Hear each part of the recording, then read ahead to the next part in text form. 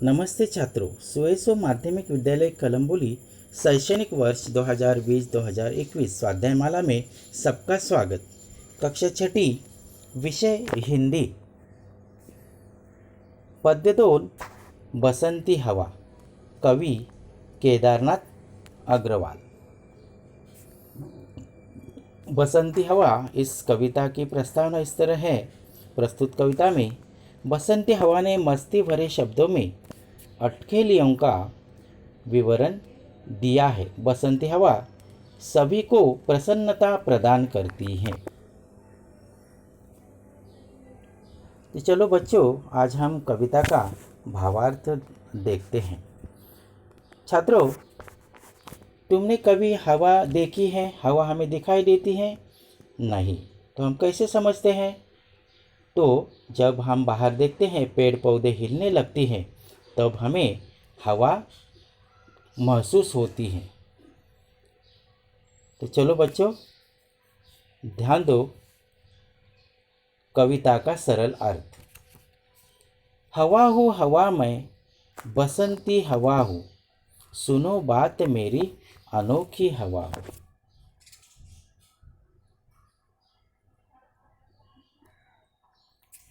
मैं हवा हूँ, मैं बसंती हवा हूँ।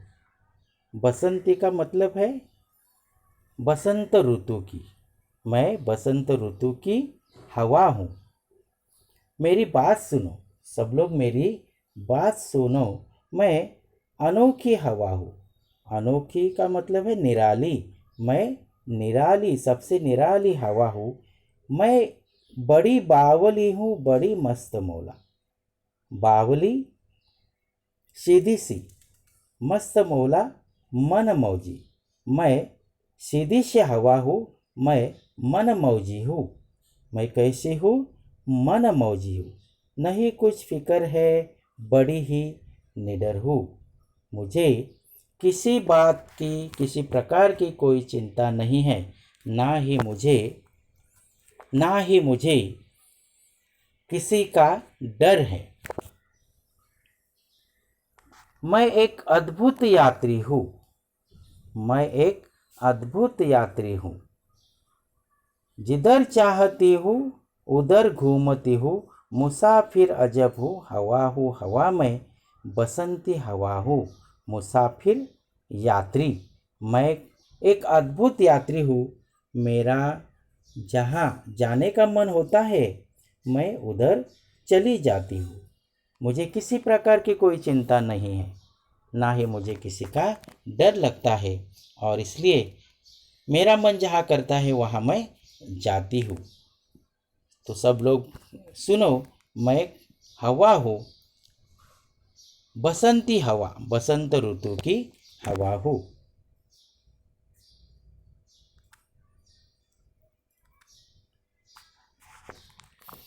चढ़ी पेड़ महुआ थपाथप मचाया, गिरी धम्म से फिर चढ़ी आम ऊपर। चढ़ी पेड़ महुआ, महुआ एक प्रकार का बड़ा वृक्ष। मैं महुए के पेड़ पर जा चढ़ी, और चढ़ी पेड़ महुआ थपाथप मचाया, गिरी धम्म से फिर चढ़ी आम ऊपर। मैं महुए के पेड़ पर जा चढ़ी और मैंने उसके पत्तों को खूब हिलाया। पत्तों से थप थप की आवाज आई। गिरी धम्म से फिर चढ़ी आम ऊपर। मैं धम्म से नीचे गिरी, फिर मैं आम के पेड़ पर चढ़ी। उसे भी झकोरा किया कान में कू। आम के पेड़ को मैंने खूब झकझोरा। झकोरा, झोंका देना, झोंका। मैंने आम के पेड़ को खूब झकझोरा, उसके कान में कू कहा। उतर कर भागी मैं हरे खेत पहुंची। आम के पेड़ के कान में कू कह के मैं वहां से भाग चली। उसके बाद हवा ने कहा, हवा हरे खेत पहुंची, वहां गेहूं में लहर खूब मारी। मैं आम के पेड़ से भाग चली और उसके बाद मैं गेहूं के खेतों में पहुंची। हवा हो हवा में बसंती हवा हूँ। मैं कौन हूँ? हवा हूँ, बसंत ऋतु की हवा हूँ।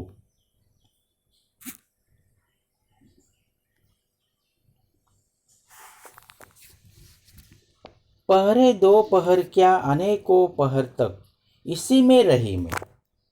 हवा ने कहा, मैं गेहूं की खेतों में, वहाँ गेहूं की बालियों के बीच में बहुत देर तक लहराती रही।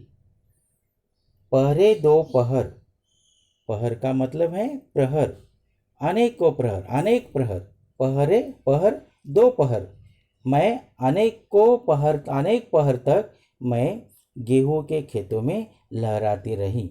वहाँ गेहूं की बालियों के बीच में बहुत देर तक मैं लहराती रही। इसी में रही मैं, खड़ी देख अलसी लिए शीश कलसी। खड़ी देख अलसी,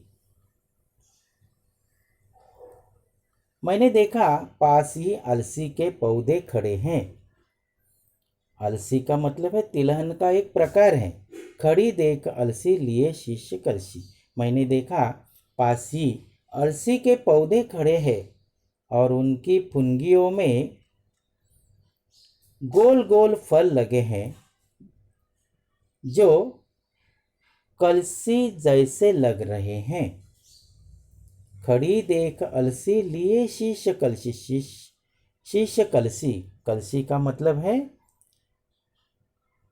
एक पानी रखने का बर्तन या गगरी। शीश का मतलब है सर। तो मैंने एक अलसी के पौधे खड़े देखे और उनकी फुनगियों पर गोल गोल फल लगे हैं जो कलसी जैसे लग रहे हैं। मुझे खूब सूझी, हिलाया झुलाया गिरी पर न कलसी। मुझे मस्ती सूझी और मैंने अलसी के पौधों को जोर जोर से हिलाया, झकझोरा, झोंका दिया। पर क्या हुआ? गिरी पर न कलसी, पर एक भी फल गिरा नहीं। इतने जोर जोर से अलसी के खेत को हिलाने के बाद, पौधों को हिलाने के बाद, जोर जोर से झोंका देने के बाद भी एक भी फल गिरा नहीं। इसी हार को पा, इसी हार को पा,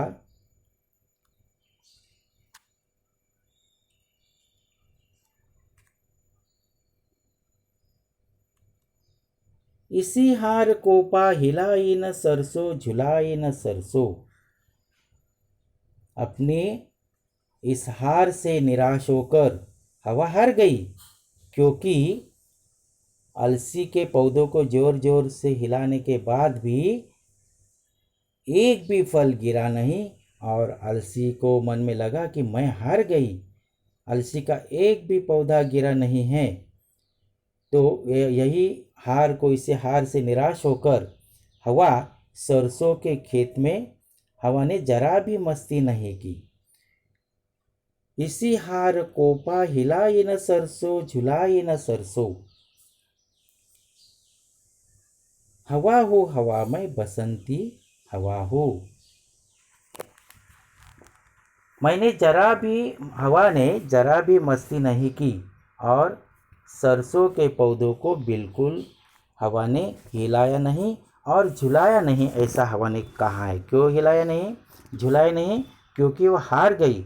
इतने हवा ने सरसों के खेत को हिलाने के बाद भी एक भी फल गिरा नहीं और उसे निराश होकर हवा ने मस्ती नहीं की और सरसों के पौधों को बिल्कुल उन्होंने हिलाया नहीं और झुलाया नहीं।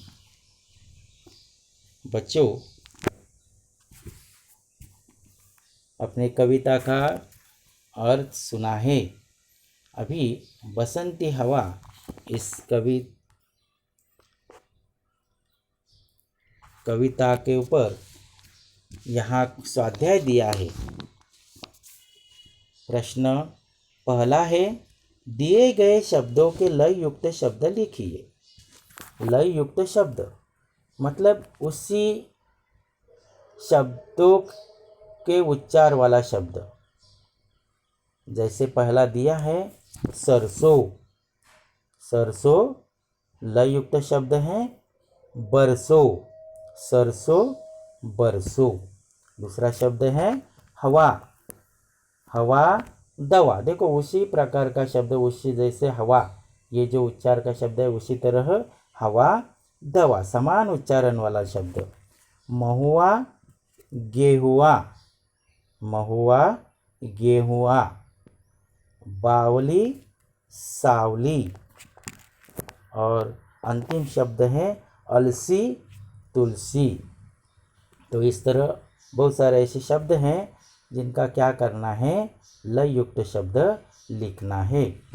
प्रश्न दूसरा है, निम्नलिखित प्रश्न के उत्तर एक एक वाक्य में लिखिए। प्रश्न पहला दिया है, खेत में पहुंचकर हवा ने क्या किया। इसका उत्तर है छात्रों, खेत में पहुंचकर हवा ने गेहूं में खूब लहर मारी। प्रश्न 2, हवा खेत में कब तक रही।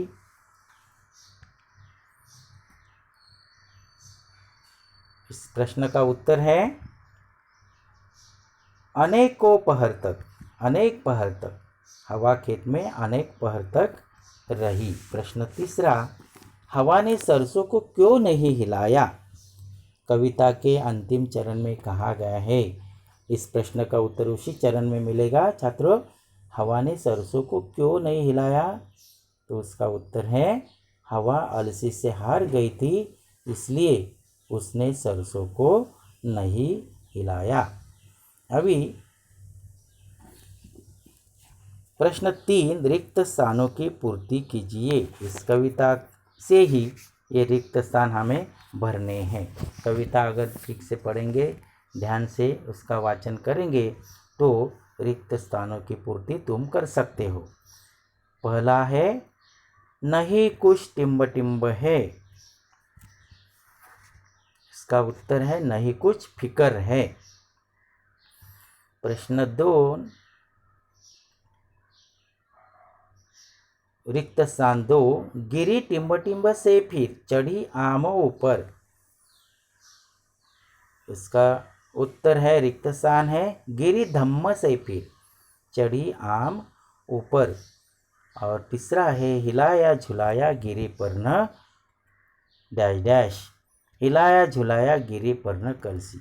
छात्रों, मैंने पूरे स्वाध्याय के उत्तर बता दिए हैं।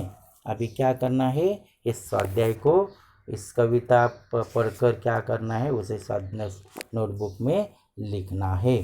धन्यवाद।